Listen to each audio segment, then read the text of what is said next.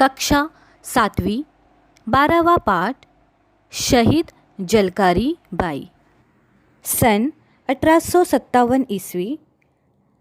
अपने महल में रानी लक्ष्मीबाई चिंतित अवस्था में रानी वीर वेश में रानी के सामने नाना साहब और कुछ विश्वास पात्र सामंत बैठे हैं।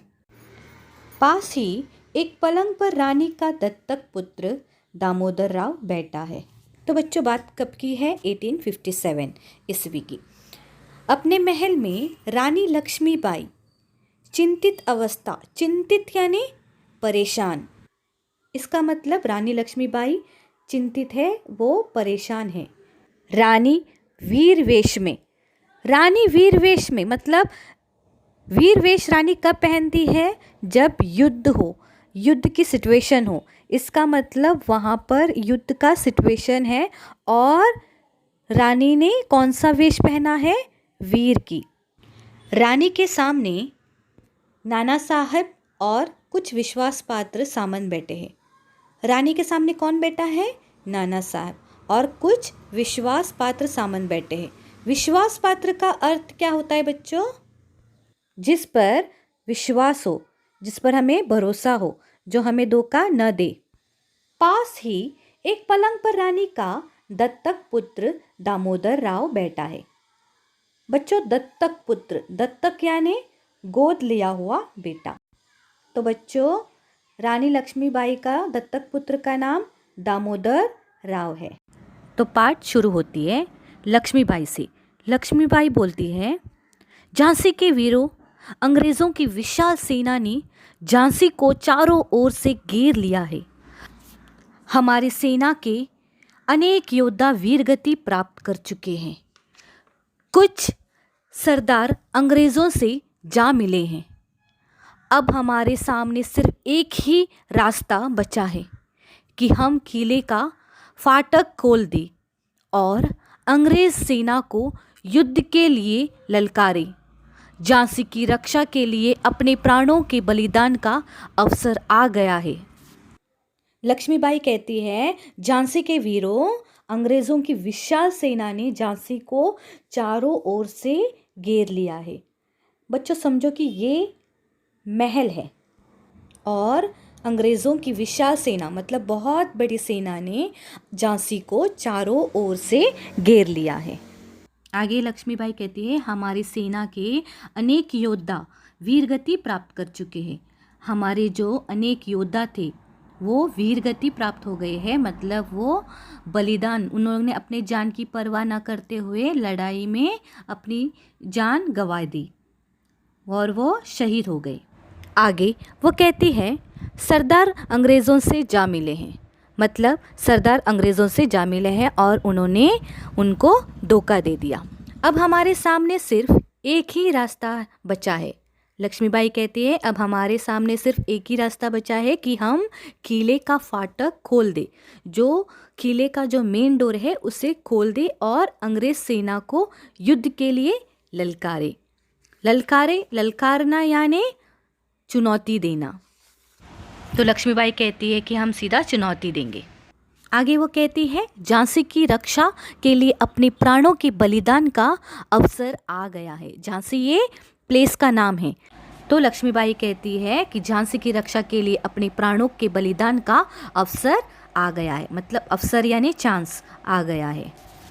वहाँ पर बैठा सामंत कहता है, रानी माँ, झांसी पर अपने प्राण न्यौछावर करने के लिए हम हमेशा तैयार हैं। दामोदर राव की सुरक्षा का प्रबंध भी हम कर लेंगे, लेकिन जानबूझकर अंग्रेज़ों की सेना के सामने जाकर प्राण देने में कोई समझदारी नहीं है। उचित तो यह होगा कि किसी तरह किले से सुरक्षित निकलकर हम फिर से सेना को संगठित करें। सामंत क्या कहता है? वो कहता है कि झांसी पर अपने प्राण न्यौछावर करने के लिए हम हमेशा तैयार है, मतलब हम झांसी को बचाने के लिए, हम अपना जान देने के लिए तैयार है। हम दामोदर राव जो दत्तक पुत्र है रानी लक्ष्मीबाई की, कौन? दामोदर राव, उसकी सुरक्षा का भी तैयारी हम कर लेंगे, प्रबंध कर लेंगे, लेकिन जानबूझकर अंग्रेज़ों की सेना के सामने जाकर प्राण देना समझदारी नहीं है, ये मूर्खता होगी अगर हम जाके अपनी बलिदान देंगे। तो उचित क्या है, बेस्ट आइडिया ये है कि हम यहाँ से किसी तरह से किले से निकलकर, मतलब सुरक्षित निकलकर फिर से हम सेना को संगठित करें, मतलब सेना की तैयारी करें, फिर से हम नया सेना बनाएं और फिर से लड़ेंगे। तो लक्ष्मीबाई कहती है, मैं आपकी योजना से सहमत हूँ, लेकिन अब इस अंग्रेज सेना का घेरा तोड़कर किले से बाहर निकल पाना आसान नहीं है। आप तो जानते ही हैं कि अंग्रेज़ों के बेदिए महल के भीतर भी है। ये गद्दार हमारी छोटी छोटी बातें अंग्रेज़ों तक पहुंचा रहे हैं। ऐसी स्थिति में चूहे की तरह बिल में घुसे रहने से तो अच्छा है हम शेर की तरह शत्रु पर टूट पड़े। तो लक्ष्मीबाई क्या कहती है सामंत से, वो कहती है कि आपकी योजना से मैं सहमत हूँ, आप जो कह रहे हैं वो ठीक है, आपका जो प्लानिंग है वो बहुत अच्छा है, लेकिन अब इस अंग्रेज सेना का घेरा तोड़कर किले से बाहर निकल पाना आसान नहीं है। जो अंग्रेज़ों ने जो चारों तरफ से जो घेरा बना के रखा है उसको तोड़कर यहाँ से बाहर निकलना आसान नहीं है। आगे वो कहती है कि आप तो जानते ही हैं कि अंग्रेज़ों के भेदिए महल के भीतर भी है। ये गद्दार हमारी छोटी छोटी बातें अंग्रेज़ों तक पहुंचा रहे हैं। वो क्या कहती है, वो कहती है कि आपको पहले से पता है ना कि अंग्रेज़ों की जो भेदिए है, मतलब जासूस जो है, हाँ, वो क्या है, वो हमारे महल के अंदर है। ये गद्दार, गद्दार का अर्थ होता है विद्रोही, जो धोखा देने वाले, जो धोखा देता है। तो वो क्या कहते हैं, जो यहाँ के जो भेदिए जो महल के अंदर जो भीतर है, वो क्या करते हैं गद्दार, वो छोटी छोटी बातें जाके अंग्रेज़ों तक पहुँचा रहे।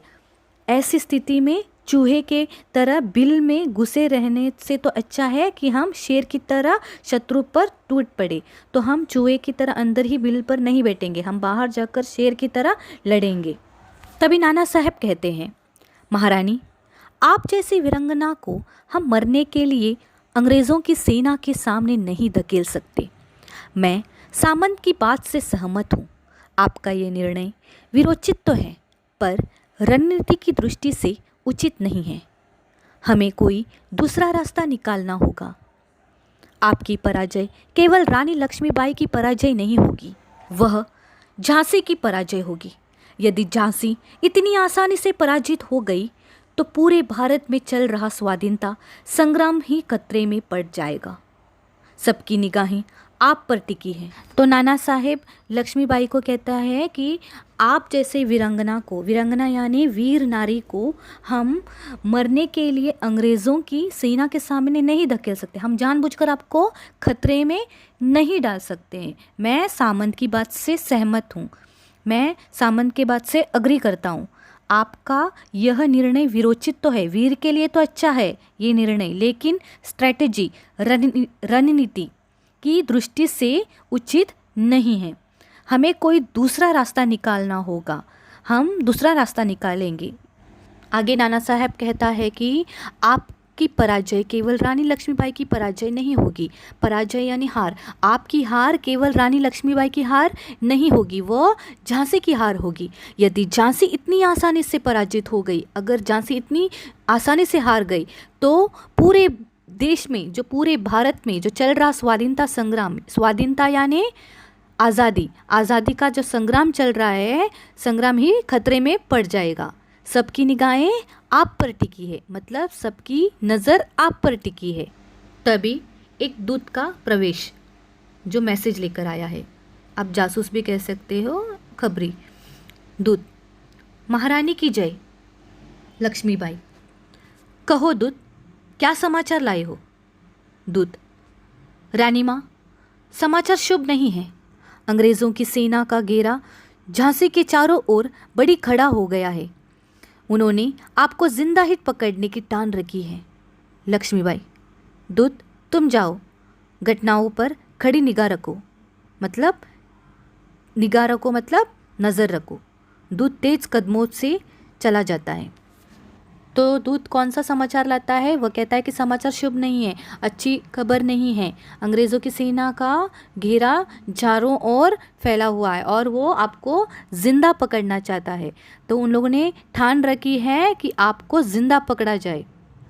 लक्ष्मीबाई नाना साहब से कहती है, नाना साहब, मैं किसी भी हालत में अंग्रेज़ों की बंदी नहीं होना चाहती। मैं झांसी की रक्षा करते करते शहीद हो जाना पसंद करूँगी। आप आदेश दें, हम अंग्रेज़ों पर टूट पड़ना चाहते हैं। रानी लक्ष्मीबाई नाना साहब से क्या कहती है? वो कहती है कि मैं किसी भी हालत में अंग्रेज़ों की बंदी नहीं होना चाहती, मैं झांसी की रक्षा करते करते शहीद होना पसंद करूँगी। वो क्या कहती है कि मैं झांसी की रक्षा करते करते मैं मरना पसंद करूँगी, लेकिन अंग्रेज़ों की बंदी नहीं होना चाहती। वो कहती है कि आप मुझे आदेश दो, हम अंग्रेज़ों पर टूट पड़ना चाहते हैं, हम लड़ना चाहते, हम लड़ लड़ के मरना पसंद करेंगे, लेकिन उनका बंदी बनकर रहना पसंद नहीं करेंगे। तभी ही नारी सेना की सेनापति झलकारी बाई का प्रवेश होता है। झलकारी बाई रानी लक्ष्मीबाई की हमशक्ल होती है, मतलब हूबहू एक जैसे दिखने वाली झलकारी बाई। महारानी की जय।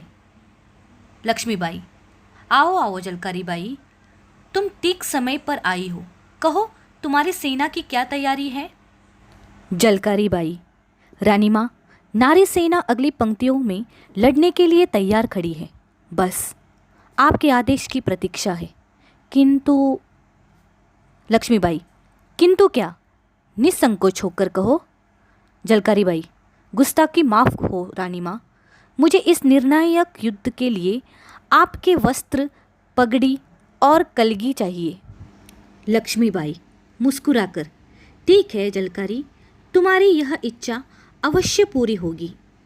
लक्ष्मीबाई कक्ष में जाती है और एक ताल लाकर झलकारी को देती है। झलकारी उन्हें झुककर प्रणाम करती है। झलकारी का प्रस्थान। तो बच्चों, नारी की सेनापति कौन है? झलकारी बाई। नारी सेना की सेनापति झलकारी बाई का प्रवेश होता है। वो किसकी तरह दिखती है? लक्ष्मीबाई। वो लक्ष्मीबाई की हमशक्ल होती है, हूबहू सेम टू सेम दिखने वाली। वो आकर अपडेट देती है, वो सब बताती है कि हमारी नारी सेना तैयार है, बस आपकी एक आदेश की प्रतीक्षा है। मतलब प्रतीक्षा यानी हम वेट कर रहे हैं कि आप बस एक आदेश दे दीजिए, हम तैयार है लड़ने के लिए। लेकिन तब लक्ष्मीबाई कहती है कि लेकिन क्या? निसंकोच होकर कहो, मतलब बिना डरे बताओ क्या बात है। तब झलकारी बाई कहती है कि मुझे इस निर्णायक यानी निर्णय करने वाला, इस निर्णायक युद्ध के लिए आपके वस्त्र यानी कपड़े, पगड़ी और कलगी, पगड़ी जो उन्होंने पहना है ना ऊपर सिर पर, वो पगड़ी और कलगी, कलगी यानी पगड़ी में लगाया जाने वाला तुर्रा। तो लक्ष्मीबाई झलकारी बाई की बातें सुनकर मुस्कुराती है, स्माइल देती है और कहती है कि ठीक है झलकारी, तुम्हारी यह इच्छा अवश्य पूरी होगी। जो तुम्हारी जो अभी इच्छा है, जो तुमने अभी मांगा है, वो मैं पूरी कर दूंगी। तो वो क्या करती है? वो अंदर कक्ष में जाती है, वो अपने रूम में जाती है और एक ताल लाकर झलकारी को देती है, जिसमें उसकी सारी सामान है उस प्लेट में। झलकारी उन्हें झुककर प्रणाम भी करती है और प्रस्थान करती है, मतलब एग्जिट, बाहर जाती है। प्रवेश यानी एंट्री और प्रस्थान यानी जाना। रानी लक्ष्मीबाई, देखा आपने, अब अधिक सोचने का समय नहीं है, मैदान में उतरने का समय है। नाना साहब कुछ कहना ही चाहते हैं, तभी झलकारी बाई रानी की वेशभूषा में सजकर प्रवेश करती है। सब लोग देखकर आश्चर्य में पड़ जाते हैं। नाना साहब, अरे झलकारी बाई, तुम तो हूबहू लक्ष्मीबाई लग रही हो। झलकारी बाई, आप ठीक कह रहे हैं, मेरा रानी माँ का हमशक्ल होना शायद आज ही सार्थक हो सकता है। नाना साहब, झलकारी बाई, तुम्हारी योजना क्या है, ये तो बताओ। रानी लक्ष्मीबाई और नाना साहब बातें कर रहे थे कि तभी अंदर कौन आती है? झलकारी बाई, और वो हूबहू रानी लक्ष्मीबाई की तरह दिखती है। अभी जो उन्होंने जो कपड़े, जो वस्त्र, पगड़ी लेकर गई थी, वो सब पहनकर आती है। वो सारा वेशभूषा रानी लक्ष्मीबाई की तरह पहनकर आती है और वो बिल्कुल उनकी तरह दिखती है। तभी नाना साहब को समझ में आता है कि झलकारी बाई के पास योजना है, मतलब प्लान है। तो वो पूछता है, झलकारी बाई, तुम्हारी योजना क्या है, ये तो बताओ। तब झलकारी बाई कहती है, मेरी योजना यह है कि मैं अपनी सेना लेकर किले के मुख्य द्वार पर अंग्रेज़ों को उलझा कर रखूँगी। इससे उनका पूरा ध्यान मुझ पर बना रहेगा। वे रानी समझकर मुझे घेरने का प्रयत्न करते रहेंगे। इतने में रानी माँ दामोदर सहित अपने वीर सैनिकों को लेकर महल से दूर निकल जाएगी। लक्ष्मीबाई, लेकिन झलकारी बाई, मैं तुम्हें जानबूझकर मौत के मुंह में कैसे जाने दूं? झलकारी बाई, रानी माँ, आप ही ने हमें सिखाया है कि वीरांगनाएं मौत से नहीं डरती। हम प्राणों की बाजी लगाकर भी झांसी की रक्षा करेंगे। नाना साहेब, जलकारी बाई ठीक कहती है महारानी, अब आप देर मत कीजिए। जलकारी बाई जैसा कहती है वैसा ही कीजिए। महारानी की जय, झांसी अमर रहे का जय घोष करते जलकारी बाई का प्रस्थान। तो बच्चों, जलकारी बाई की योजना क्या होती है, उसकी प्लान क्या होती है कि वो रानी लक्ष्मीबाई की जगह वो खुद जाएगी लड़ने के लिए और उनको किनको अंग्रेज़ों को उलझा कर रखेंगे। कैसे? उनको लगेगा कि वो लक्ष्मीबाई है, तो इस तरह से जब वो लड़ने के लिए आगे जाएगी तब यहाँ से पीछे से रानी लक्ष्मीबाई अपने बच्चे के साथ और वीर जो भी सैनिक हैं उनको लेकर वो यहाँ से दूर निकल जाएंगे। तो इस तरह से प्लान बनता है और वो महारानी की जय, झांसी अमर रहे ये कहकर लड़ने के लिए आगे चलती, प्रस्थान करती, मतलब जाती है। लक्ष्मीबाई के वेश में जलकारी बाई अंग्रेज़ी सेना पर टूट पड़ती है। अंग्रेज़ी सेना को काटती हुई जलकारी बाई आगे बढ़ती है। नारी सेना भी शत्रुओं को काटती हुई युद्ध कर रही है। जलकारी बाई के शरीर पर अनेक घाव लगे हैं, मतलब बहुत सारे घाव लगे हैं, फिर भी वो लड़ रही है। वो निडाल है, उसे इतनी घाव लगने के बाद भी वो थकी हुई है, फिर भी वो हार नहीं मान रही है, वो लड़ रही है इतने घाव लगने के बावजूद भी। यह देखकर जनरल अपने सैनिकों को हुक्म देता है, जनरल रोज, सैनिकों, झांसी की रानी को जिंदा पकड़ना है, चारों ओर से घेर लो इसे। अंग्रेजी सेना आगे बढ़ती है और निडाल जलकारी बाई को बंदी बना लेती है। जनरल रोज, झांसी की रानी, तुम बहुत बहादुर हो, हम तुम्हारी बहादुरी को सलाम करते हैं, लेकिन अब तुम हमारी बंदी हो। जलकारी बाई, जनरल, झांसी की रानी को जिंदा पकड़ना तुम्हारे बूते की बात नहीं है, वो जीवित रहने तक स्वतंत्र ही रहेगी। रानी झांसी की जय, इतना कहकर जलकारी बाई बेहोश हो जाती है। जनरल रोज, क्या यहाँ कोई है जो इसे पहचानता हो? एक सैनिक वहाँ आता है और जलकारी को पहचान लेता है। सैनिक, जनरल, आपका शक ठीक है, यह लक्ष्मीबाई नहीं, उनकी हमशक्ल जलकारी बाई है। General Rose, Jhalkari Bai? इस औरत ने तो कमाल कर दिया। जलकारी बाई का मृत शरीर धरती पर पड़ा है। जनरल रोज अवाक खड़ा है, पर्दा धीरे धीरे गिरता है। तो बच्चों, आज हमने शहीद जलकारी बाई ये पाठ पढ़ी। इस पाठ का लेखक का नाम संकलित है। मुझे आशा है बच्चों आपको पाठ अच्छी तरह से समझ में आ गया होगा। धन्यवाद।